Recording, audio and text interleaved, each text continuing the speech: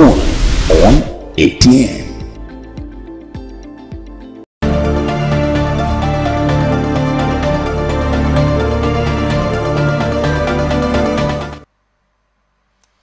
Time is precious, time is money, and this is the time for Money Talk on Atlantic Television Network. On ATN Business today, local stocks. Bearish trend provoke losses of about 154 billion naira. On Forex, EFCC raids Bureau de Change operators as naira weakens to 1,419 naira per dollar. On fintech, CBN bans OPay orders from onboarding new customers. On hydrocarbon, FG commences 2024 oil bid rounds. Good day, viewers, and welcome to a fresh episode of ATN Business on Atlantic Television Network, right here in the big business city of Port Harcourt. This is the network's medium of bringing the happenings in the economy sector of the society to our discerning viewers.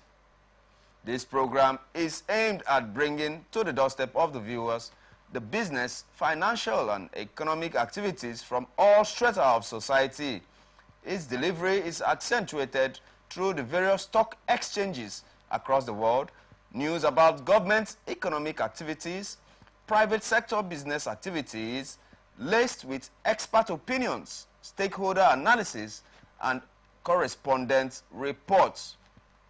That is the size of the ATN Business on Atlantic Television Network right here in the city of Port Harcourt. By the end of this show, you can be rest assured of being informed accurately of financial activities around the world. I remain your host, Raymond Ken Mbata. Let's go for a short break, and when we return, we'll reel out the details.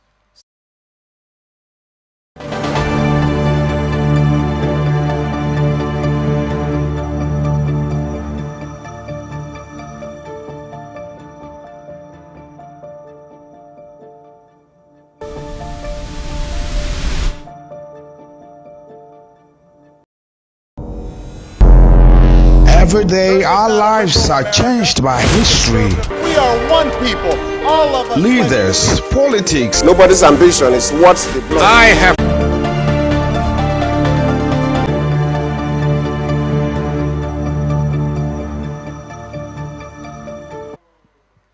You're welcome back, and now let's head into the market reports, local and international business news for today.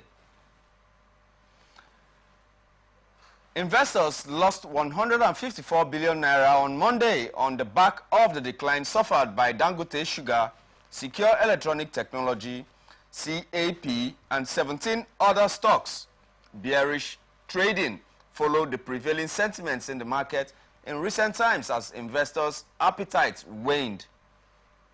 This is because the local bourse seeing more advancing stocks, about 25 of them, than declining ones, 19 of them, at the close of trading.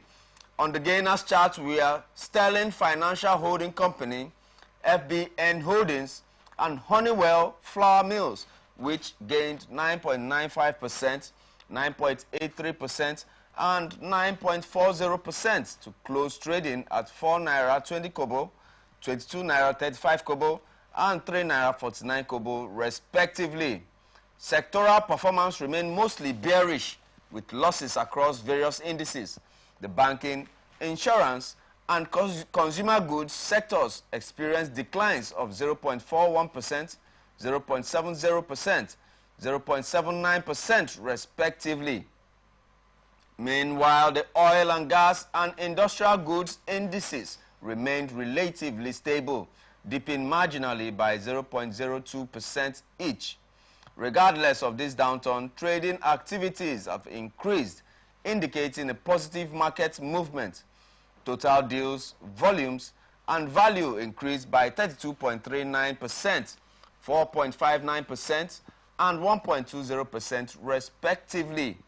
There were 8,714 trades with a trading volume of 277.24 million units, valued at 5.08 billion naira. The shares of United Bank for Africa, UBA, emerged as the most traded securities in terms of volume and value, with 34.56 million units exchanged and valued at 799 million naira in 646 deals. Analysts have said that the impact of high yields in the fixed income segment of the economy will continue to drive sell-offs in the equity market as investors move on. We expect the bearish sentiments amongst investors to persist even in the local equities market in Nigeria here, given the recent developments in the fixed income market. The impact of the high yields in the fixed income market will continue to drive sell-offs as investors switch their asset classes to less risky assets. However, we expect pockets of bargain hunting activities across dividend-paying stocks in anticipation of the corporate's qualification and payment dates. United Capital updated on Monday. The Economic and Financial Crimes Commission on Monday conducted an on-the-spot raid at the Wuse Zone 4 area of Abuja, arresting an unidentified number of bureau de change operators. BDC operators trading in the area confirmed this to our correspondent, stating that the raid happened around noon, causing chaos and fear in the area. The commission also conducted a raid on Monday afternoon, arresting traders who were only granted bail after paying between 30,000 and 50,000 naira as bail. The traders who pleaded anonymity due to the sensitivity of the issue said that the arrest affected trading activities at the market. The development was part of ongoing efforts by the EFCC and the Central Bank of Nigeria to restore exchange rate stability and boost forex liquidity. Last Friday, the EFCC in a statement said that it arrested 34 suspected currency speculators for alleged foreign exchange fraud. Despite these efforts, the naira began the week on a negative note against the US dollar, closing at 1,419 naira 11 kobo per dollar on Monday, indicating signs of a turbulent week. At the official market on Monday, the naira traded at a loss, depreciating by 58 naira or 4.3% from 1,361 naira it traded last Friday to 1,419 naira on Monday. This decline indicates a high demand for the greenback notes. The intraday high closed at 1,451 naira on Monday from 1,410 naira per dollar on Friday. The intraday low also appreciated to 1,060 naira on Monday from 1,051 naira per dollar, quoted on the spot trading on Friday. While an FX transaction worth $147,000, $147 million, was sold, following a consistent climb to 1,120 naira per dollar over 14 days ending on April the 19th, from a previous rate of 1,470 naira per dollar on March the 25th. The naira underwent a 6-day depreciation, dropping by 310 naira or 21.68% and selling at 1,430 naira per dollar by April the 26th. This downward trend reversed at the end of trading week, with the naira recovering by 2.14% and gaining an additional 3.70% by Monday. In the official market, the naira exhibited a similar pattern, depreciating by 169 naira 24 kobo or 12.64% to close at 1,339 naira 23 kobo per dollar on April the 26th, down from 1,169 naira per dollar on April the 19th, and continuing to decline over the next 7 trading days at the NAFEM window. Currency traders at the popular Zone 4 market say that they sold the dollar at 1,340 naira per dollar from 1,275 naira over the weekend. A trader, Abubakar Taura, said that he bought the dollar at the rate of 1,305 naira and sold at 1,340 naira, leaving a profit margin of 25 naira. And on to some business news from the forex market. About $2.4 billion out of the claimed backlog of $7 billion forex claims were fictitious, were false. The Deputy Governor of Corporate Services at the Central Bank of Nigeria, Muhammad Bello, has said. He made the statement during the 2024 Law Week event of the Nigerian Bar Association at the Garki Bar Association branch in Abuja on Monday. Bello disclosed that upon assumption of the office, there were numerous demands for clearance of outstanding forex obligations. He added that this necessitated a comprehensive audit of the claims received to determine the genuineness or otherwise of the claims. He said, following the completion of the audit, we discovered that about 2.4 billion naira out of the claim backlog of 7 billion naira were fictitious. The bank's thus took steps to clear the authentic forex backlog that had aided the stabilization of the naira. It is imperative to note further that before this settlement, major foreign airlines operating in the country blocked their low inventory seats due to their inability to repatriate trapped FX inflow. It is gratifying to add that the clearing of foreign exchange backlog for airlines led to the release of cheaper seats to Nigerians, thereby ameliorating the cost of airfares and reducing the demand for foreign exchange and, as a consequence, the pressure on the naira.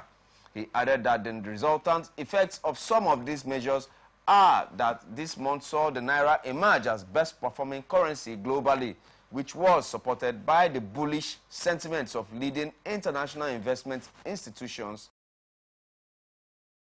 experiencing robust activities with turnover reaching levels not attained in over 7 years.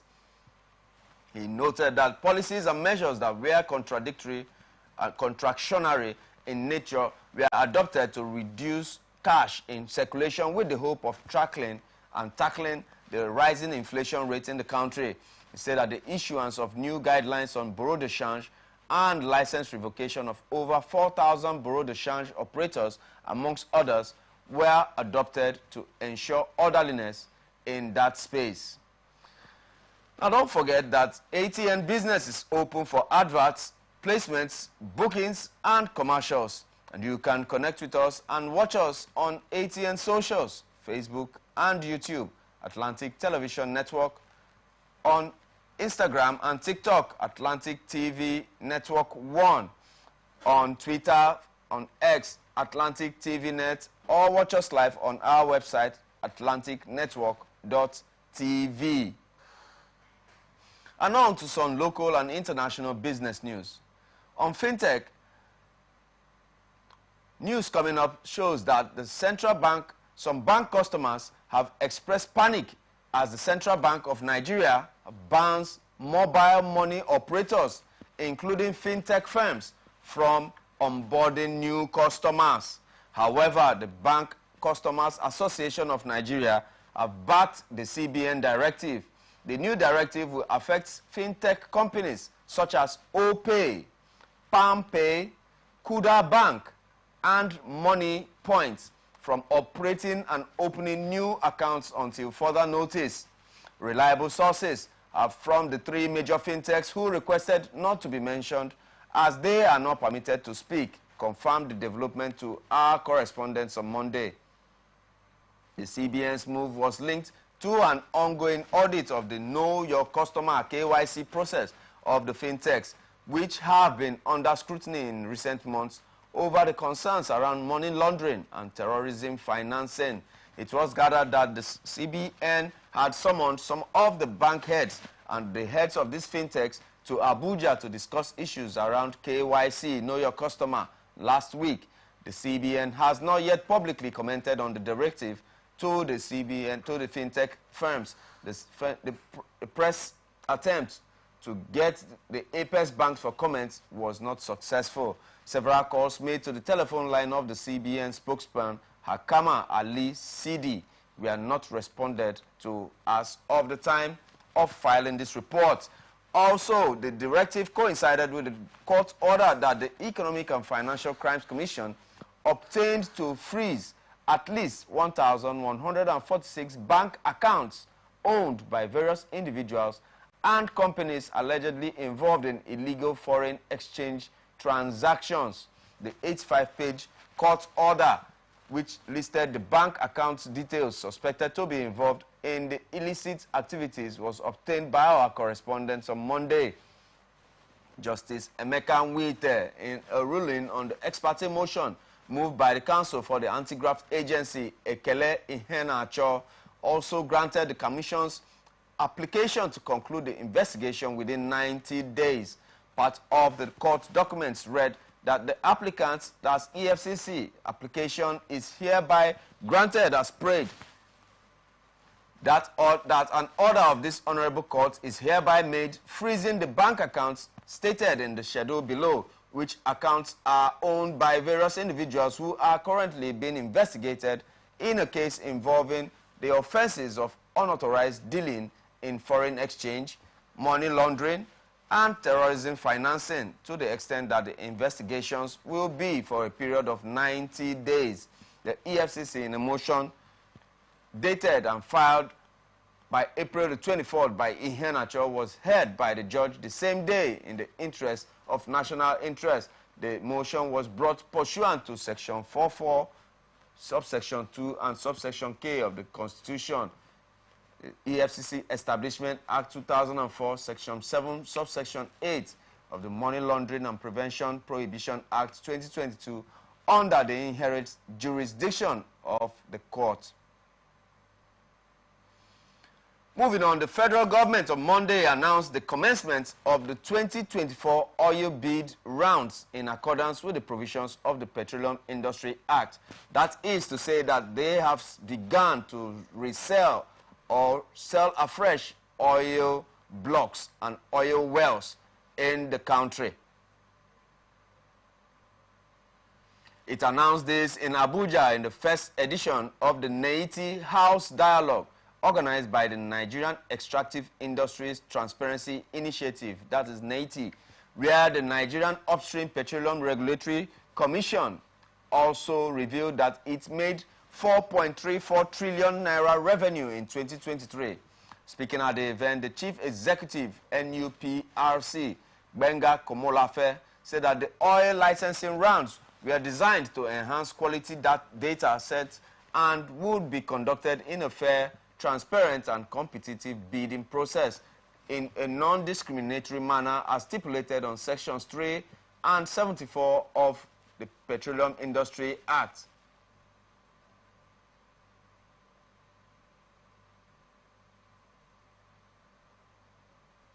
When asked to state the amounts which the country will earn from the bid rounds, Komolafe replied, the assets that are being put on offer are mostly greenfield assets, so they are virgin assets, and so to accurately quantify the amounts to be generated might be difficult since they are greenfield assets, they are virgin assets. He, however, stated that the nation would earn billions of dollars from the assets in terms of royalties, taxes, and other levies to be generated from the bid round on dormant oil wells that were awarded to investors in the past bid rounds. Komolafe stated that the commission would revoke the awards that had been commenced a review of the idle blocks. If you have some money, go buy some oil blocks. They are ready for sale. And going to the banking sector, the Nigeria Interbank Settlement System, NIBSS, has revealed that Lagos, Rivers, and the Federal Capital Territory lead the financial fraud count in 2023. This was disclosed in its annual fraud landscape, January to December 2023. Published on its website on Monday, the report indicated that Ogun and Kaduna states were also hotbeds for financial fraud in the country. In terms of fraud, in terms of fraud count and actual loss recorded in the year, Lagos recorded the highest values, indicating 48% and 49% respectively. The report stated that the financial institutions lost about 17.63 billion naira to fraud in 2023. The Lagos did not make significant progress in the fight against financial fraud, as the number of recorded cases worsened to 46,224 cases last year from 45,952 cases in 2022.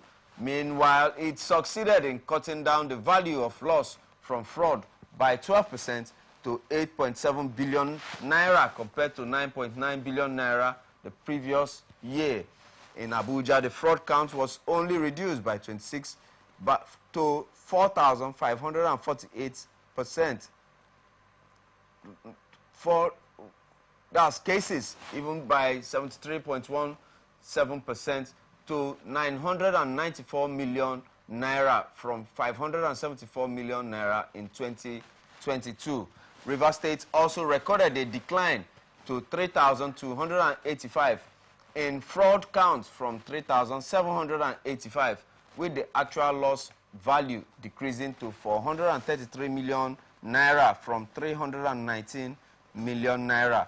Ogun State also remained in the top 10 fraud count list, although it recorded a decline from 3,410 cases to 2,867 cases, while Kaduna State's fraud count decreased slightly to 2,766 cases from 2,893 cases, while most states in the top 10 list recorded a decline. Lagos and Kano states saw an increase in fraud count, which the latter's fraud count increasing from 1,888 to 2,168. In terms of actual loss value, Cross River State had the highest increase as it surged by 2,202% to 1.04 billion naira from 45 million naira in 2022. The amount lost to fraud also went up significantly in Anambra State from 257 million to 864 million naira. An ICT expert and senior partner of E86 Limited, Olubenga Odeyemi, commented on the report and said that the economic hardship and situation of the country is bound to tempt more people to go into crime. To reduce fraud in the financial sector, technology is not the only solution that is required. Improving the welfare of the citizens will go a long way towards reducing crime. According to the NIBSS, losses via internet banking increased by 325% in 2023, largely due to a 2.4 billion naira internal fraud on corporate accounts reported by a deposit money bank.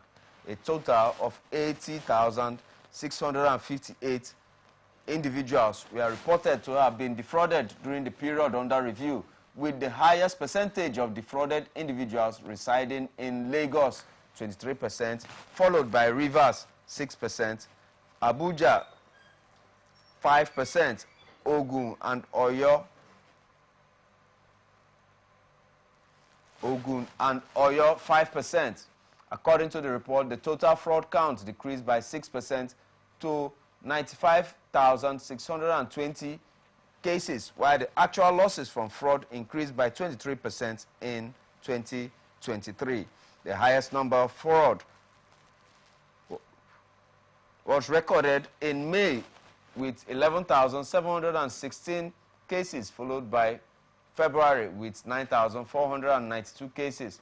However, October saw the highest actual loss in 2023 at 3.7 billion naira, followed by January with 2.7 billion naira, according to the data submitted to NIBSS by financial institutions via the Industrial Fraud Reporting Portal.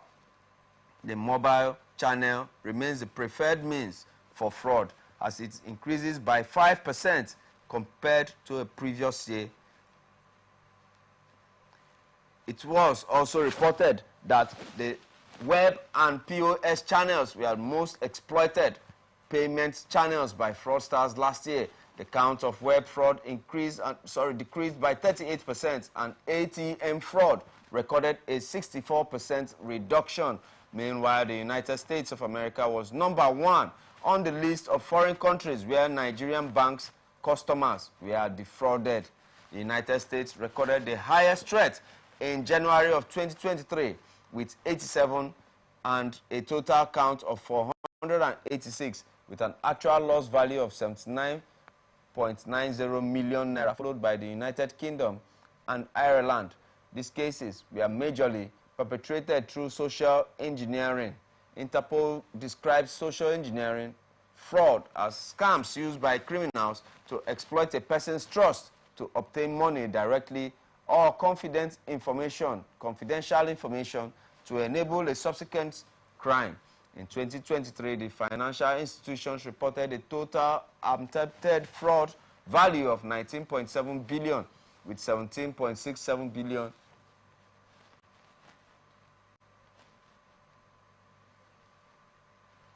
total loss and a total count of 95,620 cases, with commercial banks accounting for 92%, amounting to 88,112 cases, and other financial institutions with 8%.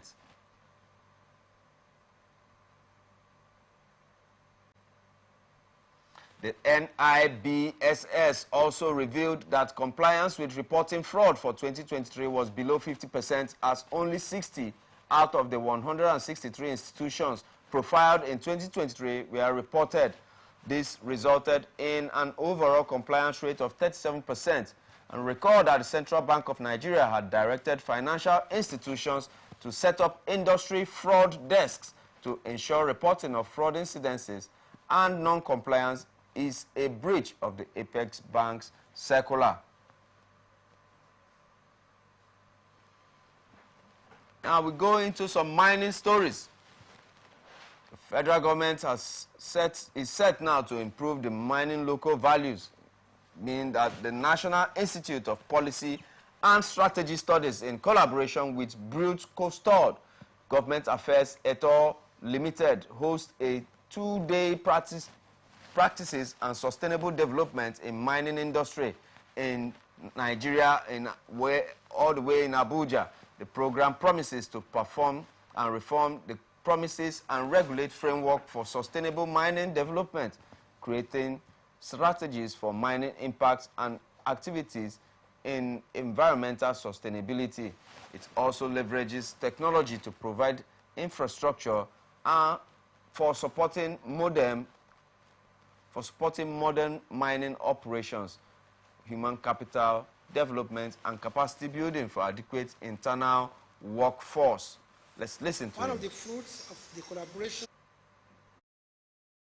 between Pre-Costo and NIBS is this brainstorming session for stakeholders in the mining industry in Nigeria.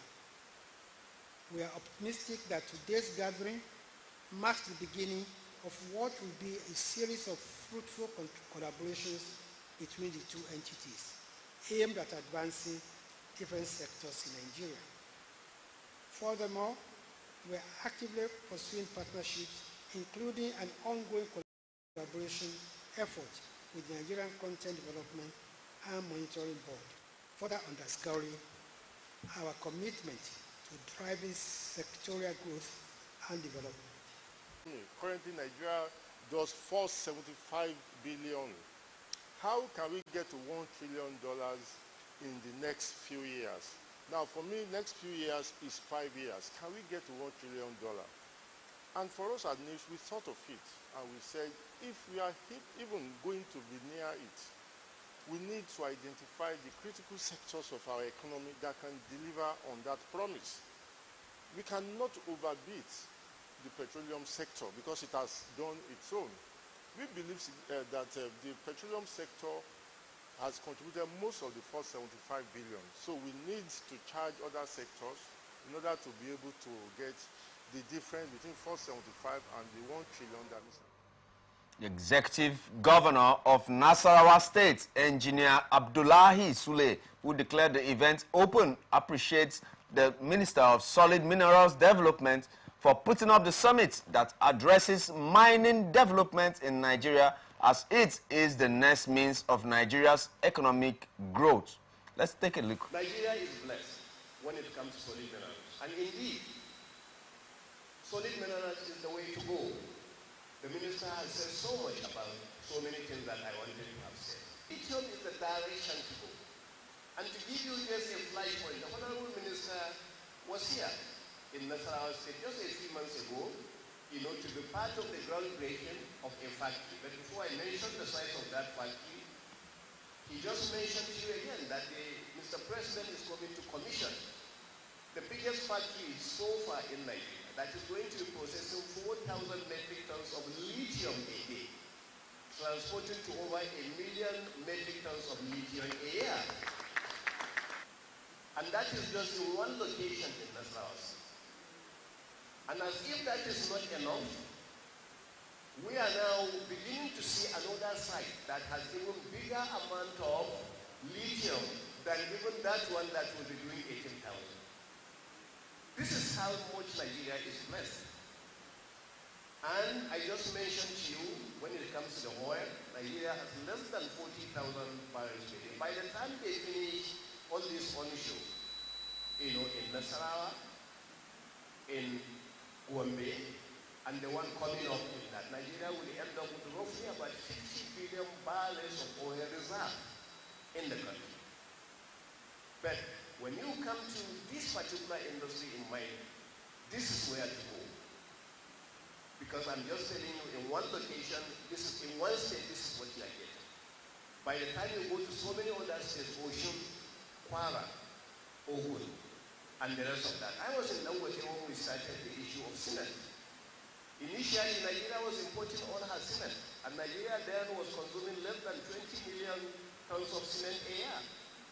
Now, Dangote alone has the capacity from Ebeshe to Obajana and to Benue, has the capacity actually to produce over 25 million metric tons of cement from the limestone in Nigeria, from the sand in Nigeria, and the rest of that. What is that? Pure solid minerals development. So just like the minister, I can go on and on, which I don't intend to do. Therefore, with these few words, In a speech by the Minister of Solid Minerals Development, Henry Dele Alake, said that the value addition through industrial processing and reduction of raw materials is the best way to mining development due to multi-economic multiplier effect by generating employment, remediation efforts, and revenue of gross domestic products. Let's take a look. Through industrial processing of extracted minerals and reduction of export of raw materials. This particular part of this 7-point agenda is very dear to my own heart. Without a critical path of local value addition in the application, no more. And I have already started to implement this. So whoever is interested in applying for mining license in Nigeria should think that there must be plans for local value addition. We are only interested in local value addition because of its economic multiplier effect. It generates employment, it creates all kinds of remediation efforts, and of course you cannot underestimate the overall impact on the revenue and contribution to the gross domestic products of Nigeria. I must tell you, however, that illegal mining is not peculiar to Nigeria. It's almost global. But there are different ways of combating this illegal mining. In other climes, the illegal activities have been stemmed such that they have not become dysfunctional to the progress of those societies. In our own case, they have become very, very dysfunctional.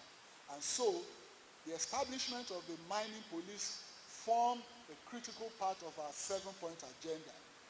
And the idea is to create a separate security architecture wholly devoted to curbing illegal activities. That was from the mining sector. And on to some other news concerning the central bank. The governor of the CBN, Yemi Cardoso, has described public relations as an indispensable tool for any country to achieve economic prosperity. The CBN governor, represented by the assistant director and the head of corporate communications of the Apex Bank in Lagos, Mr. Uchenna Ogbonna, stated this during the just concluded annual National Week of the Nigerian Institute of Public Relations held in Abeokuta. The CBN governor said that his administration remained committed to championing good causes and implementing the right policies to boost the country's economy and make it more vibrant and resilient.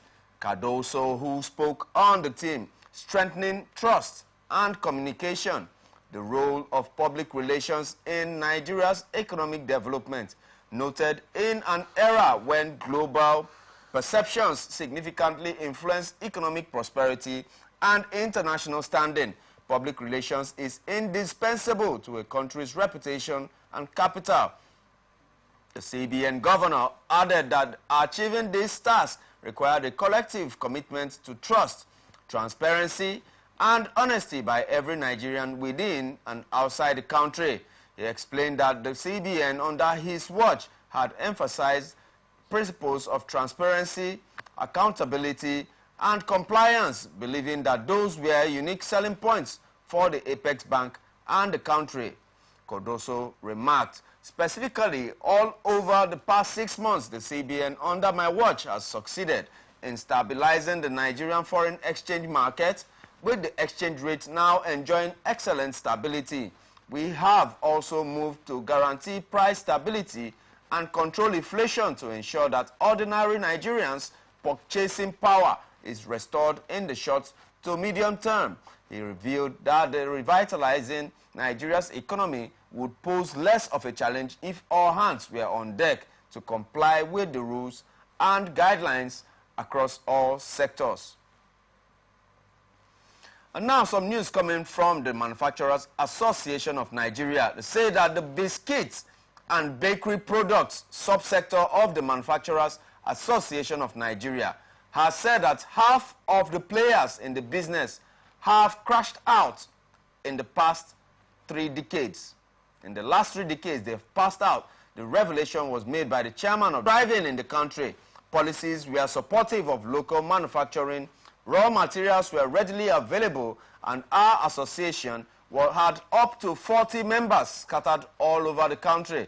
Then suddenly the economic situation started going southwards, and our subsector started facing economic disruptions and unfavorable policies which impacted negatively on our operations. Most companies could not cope as margins were completely eroded, caused by rising costs of operations, and they started closing shops. Unfortunately, our sector has been neglected over the years, and the various government policies have impacted negatively on our operations. Growth of the local biscuit production has therefore been stunted, and the number of those still in operation have shrunk to only about 15 to 20 companies. He called on the federal government to initiate responsive and local production-friendly policies to save the sector and prevent it from completely collapsing. Part of the group's prayers to the government included the removal of value-added tax, VAT, as was the situation between 1999 to 2007. Also, duty reduction on some key raw materials such as liquid glucose, hydrogenated fat, and flavorings. In his presentation, the plant director of Cadbury Nigeria PLC, Akinwande Owen, also said that the fluctuation in the foreign exchange rate, low consumer purchasing power, talent development, and migration relocation of multiple taxation and government policies are key challenges facing the manufacturing industries. I mean, biscuit is no longer possible for the poor to feed on. Now, let's move on to some other monetary policy issues. Amidst tight monetary policy and economic contractions, The loan portfolios of leading deposit money banks in Nigeria expanded by 57% to 37.17 trillion naira in 2023 against 23.63 trillion naira recorded in 2022. The large credit growth was driven by Access Bank, Zenith Bank, First Bank, Guarantee Trust Bank, United Bank for Africa, UBA PLC, Fidelity Bank, GT Bank, Stanbic IBTC Bank, Sterling Bank, Wema Bank, and FCMB. Details of the loan books showed that the Tier 1 banks dominated the combined portfolio, recording the highest value and growth rate.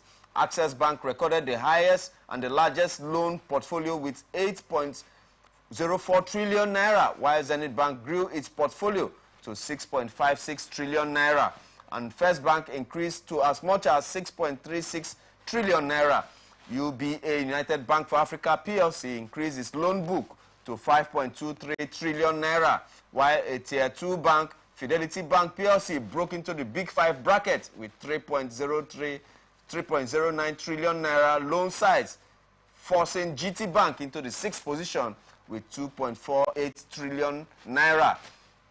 Also, another Tier 2 bank, Stanbic IBTC Bank, led the industry growth rate with a 68.6% increase in its loan book to 2.03 trillion naira in 2023, followed closely by a Tier 1 bank, First Bank of Africa, First Bank of Nigeria PLC, with 68%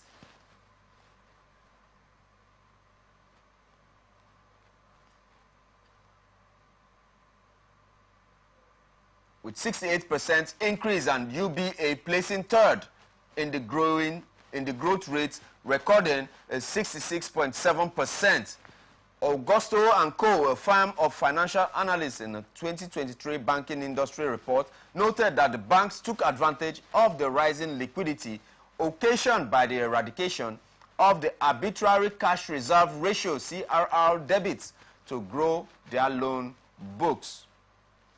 You've been watching, and you're still watching, ATN Business on Atlantic Television Network. We'll go for this very short commercial break, and after the break, we'll round up from this section.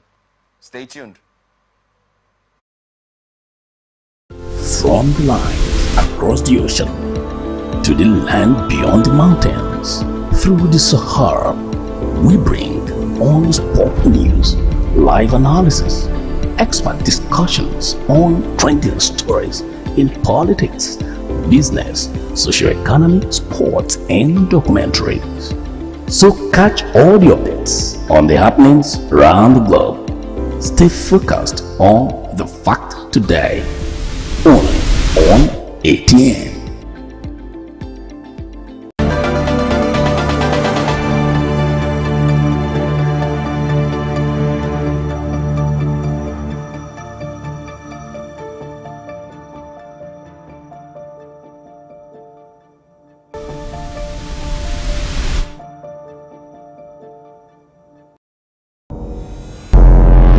Every day, our lives are changed by history. We are one people, all of us. Leaders, politics. Nobody's ambition is what the blood. I have fought very firmly. Natural. To everybody, and I belong to nobody. ATN covers it all on ATN Politics today.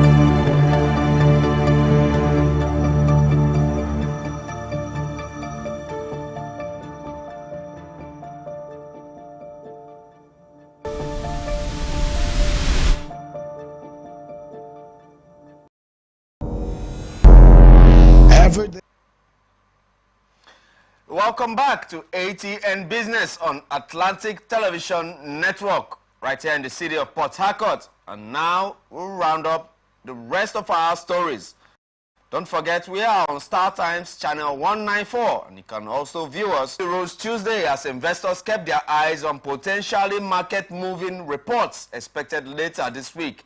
Japan's benchmark Nikkei 225 jumped 1.0% to 38,300 points in afternoon trading, coming back from a national holiday. Sydney's S&P ASX 200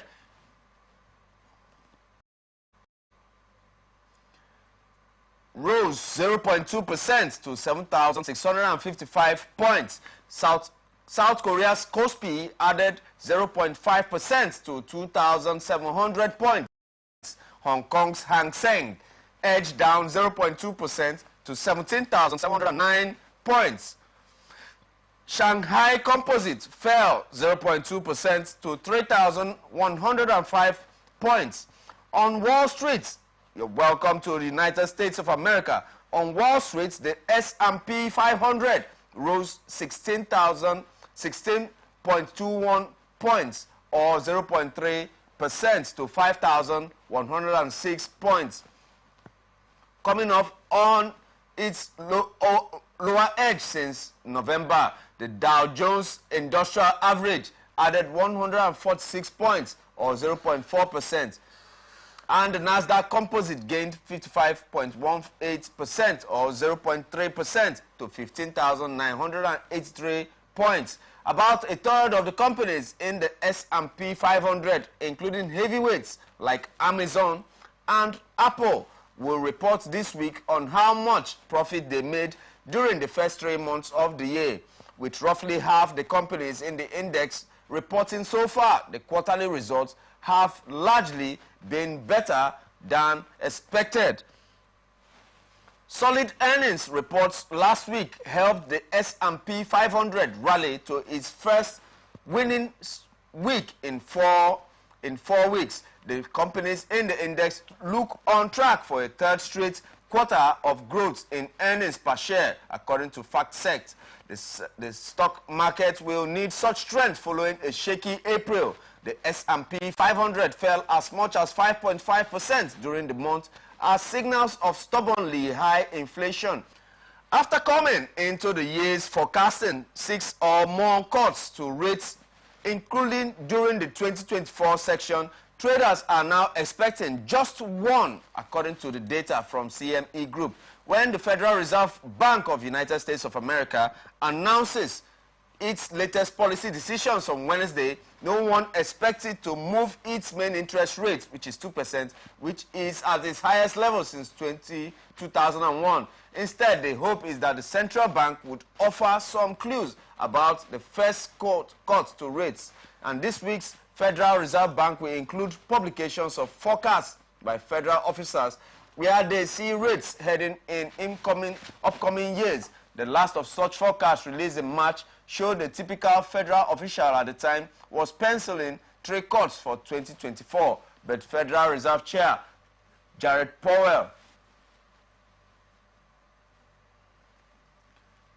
Powell could offer more color in his news conference following the central bank's decision. He suggested earlier this month that rates may stay high for longer because the Federal Reserve Bank is waiting for more evidence that inflation towards its 2% target. 2% target. 2% target. A report hitting Wall Street on Friday could shift policymakers' outlook even more. Economists expect Friday's jobs reports to show that hiring by U.S. employers cooled in April and that growth in workers' wages held respectively and relatively steady. The hope on Wall Street is that the job market will remain strong enough to help the economy avoid a recession, but not so strong that it feeds upward pressure into inflation. In the bond market, the yield on the 10-year Treasury eased to 4.61% from 4.67% late Friday. In energy trading, the benchmark U.S. crude oil fell 26 cents to $82.37 cents a barrel. The Brent crude, the international standard, lost 16 cents. Dollar rose